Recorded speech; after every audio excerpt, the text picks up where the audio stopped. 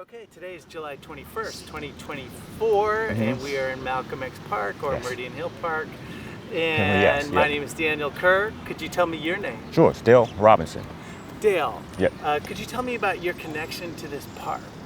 So I grew up here, and we would always walk through the park to go to Calorama skating rink, right? But at that time, the park was fine to walk through during the day, but not so much at night. It had more of a danger element, so we would never walk back from Calorama. We would walk 16th Street, but that's really my connection. Back then, the fountain stayed on during the summer, and it was green, and we could play in the fountain and so forth. So, but yeah, it wasn't as diverse back then, and I don't know how long those drum lines they have on Sundays were. I don't know if they went back then. Okay. Right. Well, let me, I hate to do this to you, Okay. but what period are we talking about? The 80s. 80s, Yes. okay. So we're talking early 80s? Mid 80s? Mid 80s, early mid 80s, Okay. yeah. Okay, so. Speaking of perfect cue, right? The drum. Yeah, that's right. And Yep. so we're, and you were raised right around this park then? Yes, right on Church Street, which is like a half a mile down. Oh, fantastic. Okay. Yep. And when you say less diverse, do you mean just the predominantly black users of Mostly, the park? yeah, And mostly. The neighborhood, how would you have described it back then? It was really, it wasn't as diverse, but there were clear lines between the races, RACES races. Like from Shaw to 16th Street was predominantly black, and Hispanic was beyond that. And then as you moved uptown, there was white. And then it's kind of some everybody sprinkled in between. But like my neighborhood was all black neighborhood, really, right? During that time. And so, and tell me a little bit about your block and what you remember about your block at that time. I was the only kid, right? But we spent every day at Stead Park, right? Stead Park is on 16th and P Street, right? So we spent every day there, and our summers walking back up 17th Street, stopping at McDonald's for 4-piece nugget and some nachos, right? And a ginger ale. We had $3, right? That neighborhood, we had a lot of arcades back then. So parents would give us $4 or $5 to get us out the house, go to the arcade. But we spent all of our time outdoors, right? Because you couldn't connect via video games and all this sort of thing online, right? You had no internet back then. So you'd meet up with, obviously your friends weren't on the block because you were the only kid there, but you'd meet up with them and you all would go, where were the arcades? The arcades were on, you had one called Just for Fun on Connecticut Avenue. You had one called Flippers on 19th Street. And then the big one, which was kind of an interesting one, was called Golden Dome on 14th and K. But during the evenings, it would be populated by pimps and prostitutes, right? So here are these kids, right, around all these, like, ooh, what is this, right? What's going on? But you learn the streets, right? The streets were dynamic, right? We all looked out for each other, right? So yeah, that was it, really. And like it was fun. And when you say you learn the streets, tell me about some of those lessons. Well, you couldn't, and I tell my kids, like back then, you couldn't walk from, say, my house straight up 14th Street to U Street, right? Because you had what was called crews, right? Crews were think about gangs, right?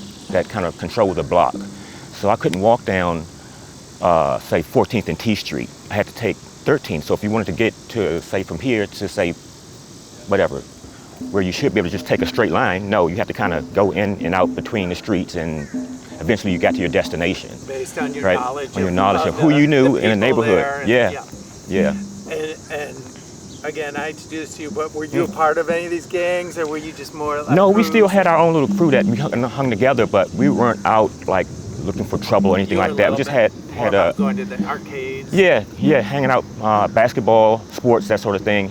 Was never really a part of that real dark culture of the city, like poverty.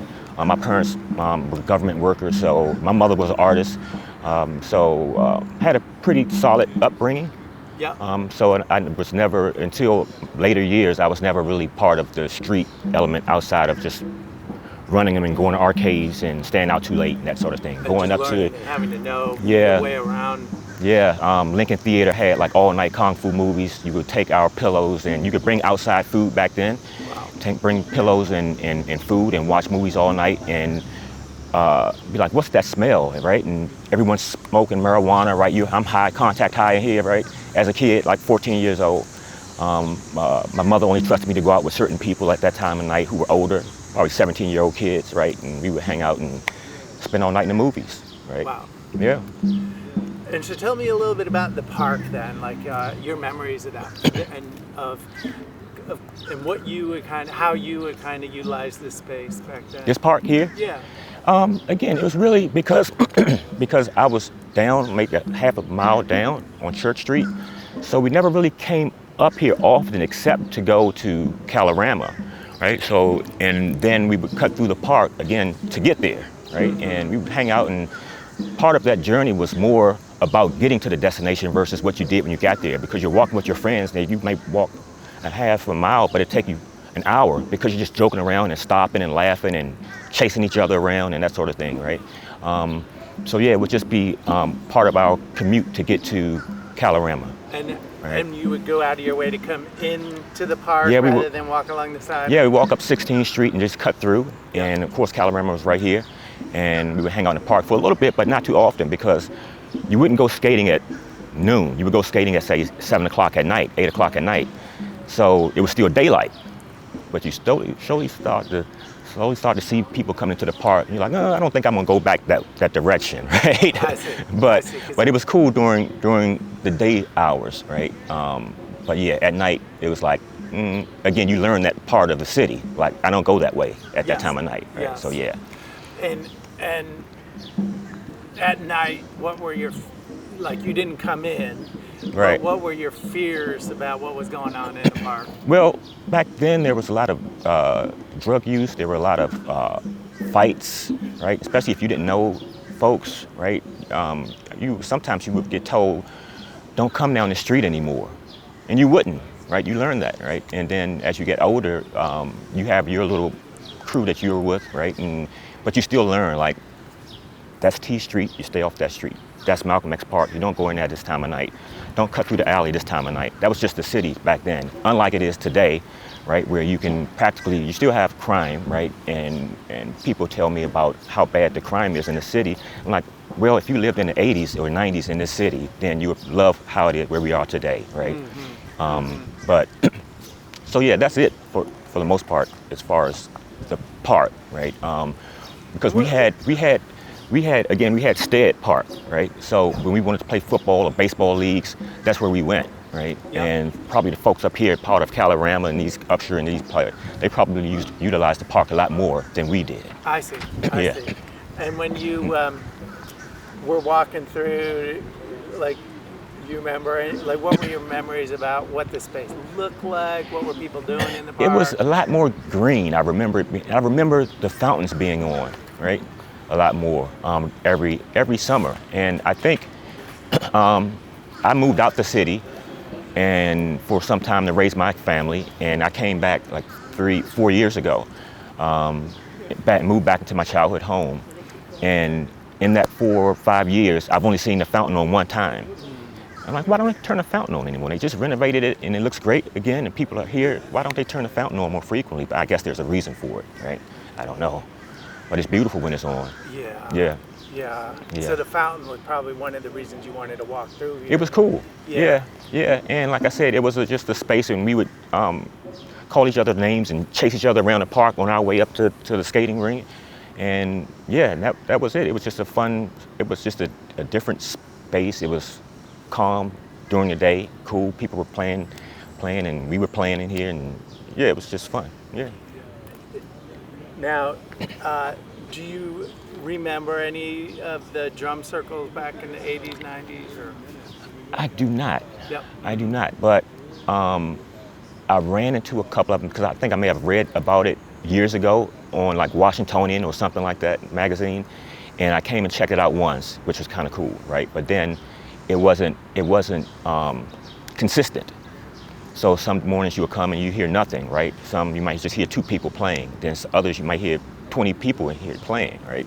But it wasn't consistent when I would come up, so I just kind of fell off and stopped coming. Yeah. Yeah. Do you, so now that you're back, what are your kind of impressions of this space? Oh, we come up here all the time now, right? We come and just sit down sometime and people watch. We came like last summer, they had a concert here, had like go-go bands, that sort of thing. And it's good to see like the local sound, like say go-go, and the diversity that comes along with the city now, enjoying the culture of the city. I love it. We come up here and we just finished exercising, taking the steps, right? I enjoy all of those things, the trucks. I hate to see like people vandalize like Dante's statue, that sort of thing. I'm like, come on guys, it's a beautiful space. I love to see people pick up after their dogs a little more, right? but beyond that, I enjoy it so much more now than when I was a kid. We ride our bikes up through here all the time. So yeah, it's just a fun space, and we work out and take the steps, do our squats, and yeah, it's just a fun part. Yeah. What would you like to see for the future of this space if you had your imprint on it? I would like to see the park service take better care and manicure it a little more. Sometimes it looks, it's an outdoor space. It's going to be wild. It's not going to be perfect, right? But I mean, like I'd like to see more greenery. Again, seeing the fountain on, having more concerts and activities in the park. I know like at Stead they have like kickball leagues and all these sort of different things, and they utilize these fields, right? Have like some flag football or something like that, right? Frisbee throwing, right? That sort of thing. So I would like to see more like just more outdoor activities, use the space more. Right? Yeah, it'd be cool. I appreciate your time. Of course. Any last thoughts you have? No, I love what you're doing, and I saw the sign and I said, I saw the mic, and I'm like, well, but we walked by and we were talking, and we forgot to look at it, and we decided to come back and read it, and that's when Angie came up to us. And here we are, right? I appreciate it. Of course. Thank you so much. Thank you.